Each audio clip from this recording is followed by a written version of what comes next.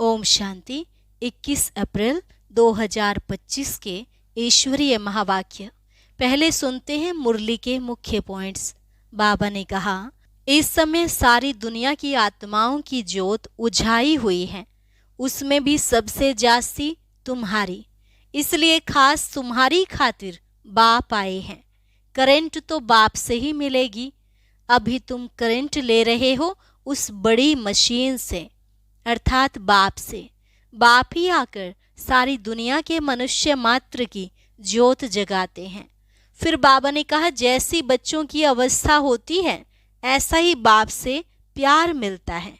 कोई कोई लिखते हैं, बाबा हम फेल हो गए, पतित बन गए, अब उनको कौन हाथ लगाएगा, वह बाप की दिल पर चढ़ नहीं सकते। पवित्र को ही बाबा वर्षा दे सकते हैं। तो मैं बाहर वालों को भी शिव बाबा का परिचय देना है, चाहे वह किसी भी धर्म का हो। फिर उनमें जो पुरुषार्थ करेंगे वह अपने धर्म में ऊंच पद पाएंगे। लास्ट में बाबा ने कहा, यहाँ तुमको कभी उबासी आदि नहीं आनी चाहिए, क्योंकि तुम्हारी कमाई होती है। जिन बच्चों को अच्छी धारणा होती है उन्हें तो बहुत खुशी रहेगी और कभी उबासी भी नहीं आएगी। बाकी जो देह अभिमान में होंगे उन्हें बाहर की बातें ही याद आती रहेंगी। और जिनको सर्विस का शौक है ऐसे शुरुड बुद्धि पॉइंट्स नोट करते रहेंगे। और अब सुनते हैं महावाक्यों को विस्तार से। मुरली का सार। मीठे बच्चे, बाप आया है तुम्हें करंट देने। तुम देही अभिमानी होंगे, बुद्धि योग एक बाप से होगा तो करंट मिलती रहेगी। प्रश्न, सबसे बड़ा आसुरी स्वभाव कौन सा है जो तुम बच्चों में नहीं होना चाहिए? उत्तर, अशांति फैलाना। यह है सबसे बड़ा आसुरी स्वभाव। अशांति फैलाने वाले से मनुष्य तंग हो जाते हैं। वह जहाँ जाएंगे वहाँ अशांति फैला देंगे। इसलिए भगवान से सभी शांति का वर मांगते हैं। गीत, यह कहानी है दीवे और तूफान की। ओम शांति। मीठे मीठे सिकिलधे बच्चों ने गीत की लाइन सुनी। गीत तो यह भक्ति मार्ग का है। फिर उनको ज्ञान में ट्रांसफर किया जाता है और कोई ट्रांसफर कर ना सके। तुम्हारे में भी नंबरवार पुरुषार्थ अनुसार जान सकते हैं दीवा क्या है, तूफान क्या है। बच्चे जानते हैं आत्मा की ज्योत उझाई हुई है, अब बाप आए हैं ज्योत जगाने लिए। कोई मरते हैं तो भी दीवा जलाते हैं, उसकी बड़ी खबरदारी रखते हैं। समझते हैं दीवा अगर बुझ गया तो आत्मा को अंधियारे से जाना पड़ेगा, इसलिए दीवा जलाते हैं। अब सतयुग में तो यह बातें होती नहीं, वहाँ तो सोजरे में होंगे, भूख आदि की बात ही नहीं। वहाँ तो बड़े माल मिलते हैं। यहाँ है घोर अंधियारा, छीछी दुनिया है ना। सब आत्माओं की ज्योत उझाई हुई है। सबसे जास्ती ज्योत तुम्हारी उझाई हुई है। खास तुम्हारे लिए ही बाप आते हैं। तुम्हारी ज्योत उझा गई है, अब करंट कहाँ से मिले? बच्चे जानते हैं करंट तो बाप से ही मिलेगी। करंट जोर होती है तो बल्ब में रोशनी तेज हो जाती है। तो अभी तुम करंट ले रहे हो बड़ी मशीन से। देखो, बॉम्बे जैसे शहर में कितने ढेर आदमी रहते हैं, कितनी जास्ती करंट चाहिए, जरूर इतनी बड़ी मशीन होगी। यह है बेहद की बात। सारी दुनिया की आत्माओं की ज्योत बुझी हुई है, उनको करंट देना है। मूल बात बाप समझाते हैं, बुद्धि योग बाप से लगाओ, देही अभिमानी बनो। कितना बड़ा बाप है। सारी दुनिया के पतित मनुष्यों को पावन करने वाला सुप्रीम बाप आया है सबकी ज्योत जगाने। सारी दुनिया के मनुष्य मात्र की ज्योत जगाते हैं।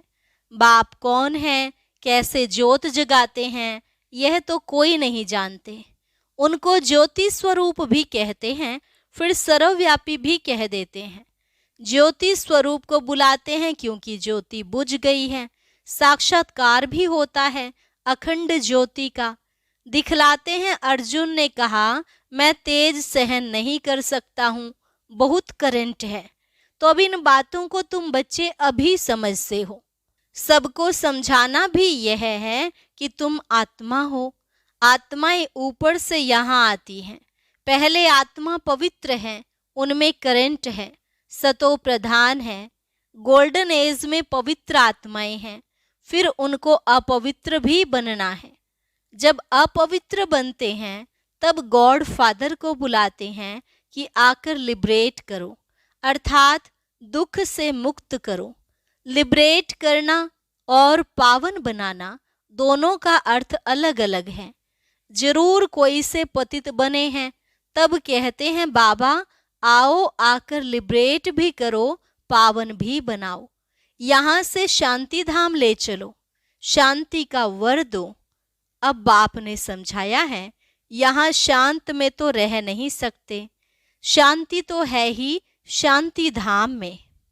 सतयुग में एक धर्म का राज्य है तो शांति रहती है, कोई हंगामा नहीं। यहाँ मनुष्य तंग होते हैं अशांति से। एक ही घर में कितना झगड़ा हो पड़ता है। समझो स्त्री पुरुष का झगड़ा है तो माँ बाप बच्चे भाई बहन आदि सब तंग हो पड़ते हैं। अशांति वाला मनुष्य जहाँ जाएगा अशांति ही फैलाएगा, क्योंकि आसुरी स्वभाव है ना। अभी तुम जानते हो सतयुग है सुख धाम, वहाँ सुख और शांति दोनों हैं। और वहाँ परम धाम में तो सिर्फ शांति है। उनको कहा जाता है स्वीट साइलेंस होम। मुक्ति धाम वालों को सिर्फ इतना ही समझाना होता है, तुमको मुक्ति चाहिए ना तो बाप को याद करो। मुक्ति के बाद जीवन मुक्ति जरूर है। पहले जीवन मुक्त होते हैं फिर जीवन बंद में आते हैं। आधा आधा है ना। सतो प्रधान से फिर सतो रजो तमो में जरूर आना है। पिछाड़ी में जो एक आधा जन्म लिए आते होंगे वह क्या सुख दुख का अनुभव करते होंगे। तुम तो सारा अनुभव करते हो। तुम जानते हो इतने जन्म हम सुख में रहते हैं, फिर इतने जन्म दुख में होते हैं। फलाने फलाने धर्म नई दुनिया में आ नहीं सकते, उनका पार्ट ही बाद में है। भल नया खंड है उनके लिए, जैसे कि वह नई दुनिया है। जैसे बौद्धि खंड क्रिश्चियन खंड नया हुआ ना, उनको भी सतो रजो तमो से पास करना है। झाड़ में भी ऐसे होता है ना, आहिस्ते आहिस्ते वृद्धि होती जाती है। पहले जो निकले वह नीचे ही रहते हैं। देखा है ना नए नए पत्ते कैसे निकलते हैं। छोटे छोटे हरे पत्ते निकलते रहते हैं, फिर बौर फूल निकलता है। नया झाड़ बहुत छोटा है, नया बीज डाला जाता है, उनकी पूरी परवरिश नहीं होती तो सड़ जाता है। तुम भी पूरी परवरिश नहीं करते हो तो सड़ जाते हैं।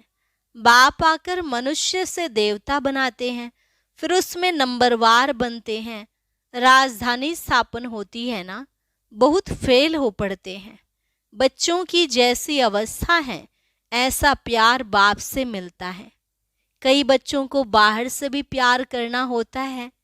कोई कोई लिखते हैं बाबा हम फेल हो गए, पतित बन गए। अब उनको कौन हाथ लगाएगा। वह बाप की दिल पर चढ़ नहीं सकते। पवित्र को ही बाबा वर्षा दे सकते हैं। पहले एक एक से पूरा समाचार पूछ कुछ पोता मेल लेते हैं। जैसी अवस्था वैसा प्यार। बाहर से भल प्यार करेंगे, अंदर जानते हैं यह बिल्कुल ही बुद्धू है, सर्विस कर नहीं सकते। ख्याल तो रहता है ना। अज्ञान काल में बच्चा अच्छा कमाने वाला होता है तो बाप भी बहुत प्रेम से मिलेगा। कोई इतना कमाने वाला नहीं होगा तो बाप का भी इतना प्यार नहीं रहता। तो यहाँ भी ऐसे हैं, बच्चे बाहर में भी सर्विस करते हैं ना। भल कोई भी धर्म वाला हो, उनको समझाना चाहिए बाप को लिबरेटर कहा जाता है ना। लिबरेटर और गाइड कौन है उनका परिचय देना है। सुप्रीम गॉड फादर आते हैं, सबको लिबरेट करते हैं। बाप कहते हैं तुम कितने पतित बन गए हो, प्योरिटी है नहीं, अब मुझे याद करो। बाप तो एवर प्योर है, बाकी सब पवित्र से अपवित्र जरूर बनते हैं। पुनर्जन्म लेते लेते उतरते आते हैं। इस समय सब पतित हैं। इसलिए बाप राय देते हैं, बच्चे तुम मुझे याद करो तो पावन बन जाएंगे।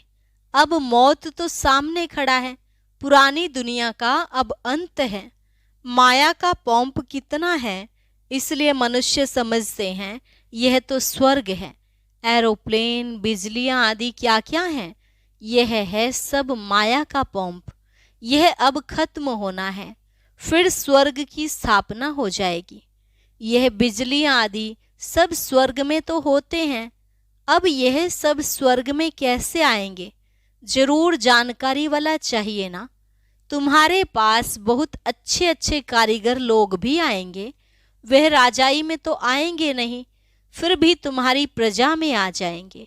इंजीनियर आदि सीखे हुए अच्छे अच्छे कारीगर आएंगे।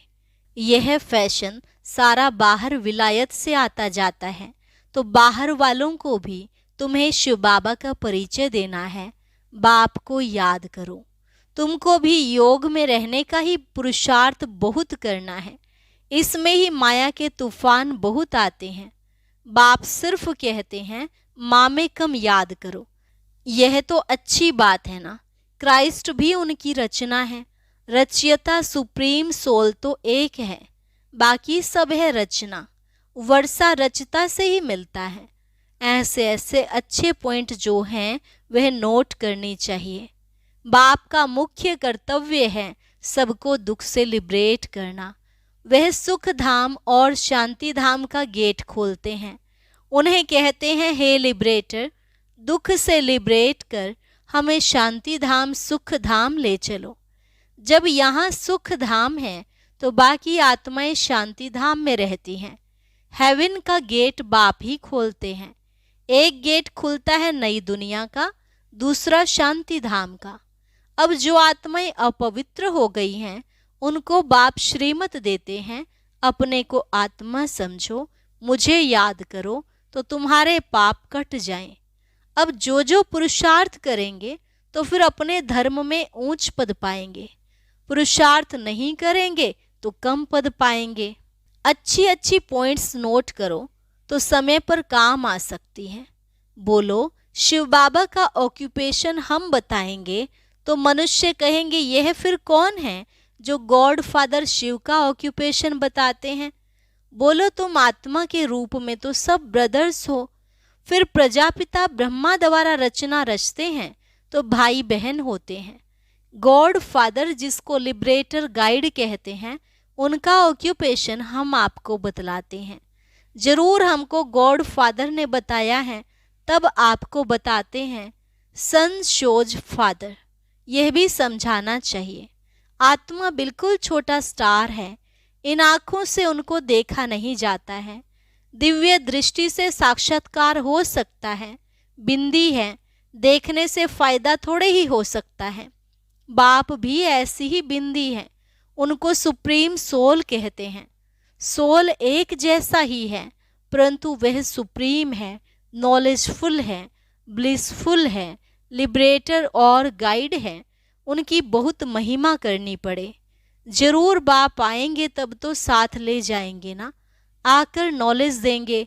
बाप ही बतलाते हैं आत्मा इतनी छोटी है, मैं भी इतना हूँ। नॉलेज भी जरूर कोई शरीर में प्रवेश कर देंगे। आत्मा के बाजू में आकर बैठूंगा, मेरे में पावर है। ऑर्गन्स मिल गए तो मैं धनी हो गया। इन ऑर्गन्स दोबारा बैठ समझाता हूँ। इनको एडम भी कहा जाता है। एडम है पहला पहला आदमी, मनुष्यों का सिजरा है ना। यह माता पिता भी बनते हैं, इनसे फिर रचना होती है पुराना परंतु अडॉप्ट किया है। नहीं तो ब्रह्मा कहाँ से आया? ब्रह्मा के बाप का नाम कोई बताए। ब्रह्मा विष्णु शंकर, ये किसकी रचना तो होगी ना। रचयिता तो एक ही बाप है, बाप ने इनको अडॉप्ट किया है। यह इतने छोटे बच्चे बैठ सुनाए तो कहेंगे यह तो बहुत बड़ी नॉलेज है। जिन बच्चों को अच्छी धारणा होती है उन्हें बहुत खुशी रहेगी, कभी उबासी नहीं आएगी। कोई समझने वाला नहीं होगा तो उबासी देता रहेगा। यहाँ तो तुमको कभी उबासी नहीं आनी चाहिए। कमाई के समय कभी उबासी नहीं आती। ग्राहक नहीं होंगे, धंधा ठंडा होगा तो उबासी आती रहेगी। यहाँ भी धारणा नहीं होती है। कोई तो बिल्कुल समझते नहीं है, क्योंकि देह अभिमान है। देही अभिमानी हो बैठ नहीं सकेंगे। कोई न कोई बाहर की बातें याद आ जाएंगी। पॉइंट्स आदि भी नोट नहीं कर सकेंगे। शुरुड़ बुद्धि झट नोट करेंगे। यह पॉइंट्स बहुत अच्छी हैं। स्टूडेंट्स की चलन भी टीचर को देखने में आती है ना। सेंसिबल टीचर की नज़र सब तरफ फिरती रहती है। तब तो सर्टिफिकेट देते हैं पढ़ाई का, मैनर्स का सर्टिफिकेट निकालते हैं, कितना एब्सेंट रहा वह भी निकालते हैं। यहाँ तो भल प्रेजेंट होते हैं, परंतु समझ से कुछ नहीं, धारणा होती नहीं। कोई कहते हैं बुद्धि डल है, धारणा नहीं होती। बाबा क्या करेंगे? यह तुम्हारे कर्मों का हिसाब किताब है। बाप तो तदबीर एक ही कराते हैं।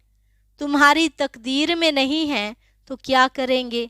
स्कूल में भी कोई पास कोई फेल होते हैं। यह है बेहद की पढ़ाई, जो बेहद का बाप पढ़ाते हैं। और धर्म वाले गीता की बात नहीं समझेंगे। नेशन देख समझाना पड़ता है। पहले पहले ऊंच ते ऊंच बाप का परिचय देना पड़ता है। वह कैसे लिबरेटर गाइड है। हेवन में वह विकार होते नहीं। इस समय इनको कहा जाता है शैतानी राज्य। पुरानी दुनिया है ना, इनको गोल्डन एजड नहीं कहेंगे। नई दुनिया थी, अब पुरानी हुई है। बच्चों में जिनको सर्विस का शौक है तो पॉइंट्स नोट करना चाहिए। अच्छा, मीठे मीठे सिकिलधे बच्चों प्रति माता पिता बाप दादा का याद प्यार और गुड मॉर्निंग।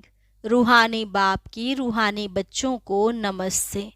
रूहानी बच्चों की रूहानी बाप दादा को नमस्ते नमस्ते, गुड मॉर्निंग। धारणा के लिए मुख्य सार। पहली पॉइंट, पढ़ाई में बहुत बहुत कमाई है, इसलिए कमाई खुशी खुशी से करनी है। पढ़ते समय कभी उबासी आदि ना आए। बुद्धि योग इधर उधर ना भटके। पॉइंट्स नोट कर धारणा करते रहो। पवित्र बन बाप के दिल का प्यार पाने का अधिकारी बनना है। सर्विस में होशियार बनना है। अच्छी कमाई करनी और करानी है। वरदान, मरजीवा जन्म की स्मृति से सर्व कर्म बंधनों को समाप्त करने वाले कर्म योगी भव। मरजीवा जन्म की स्मृति से सर्व कर्म बंधनों को समाप्त करने वाले कर्म योगी भव। यह मरजीवा दिव्य जन्म कर्म बंधनी जन्म नहीं, यह कर्म योगी जन्म है। इस अलौकिक दिव्य जन्म में ब्राह्मण आत्मा स्वतंत्र है, न कि परतंत्र। यह देह लोन में मिली हुई है। सारे विश्व की सेवा के लिए पुराने शरीरों में बाप शक्ति भरकर चला रहे हैं। जिम्मेवारी बाप की है, न कि आपकी।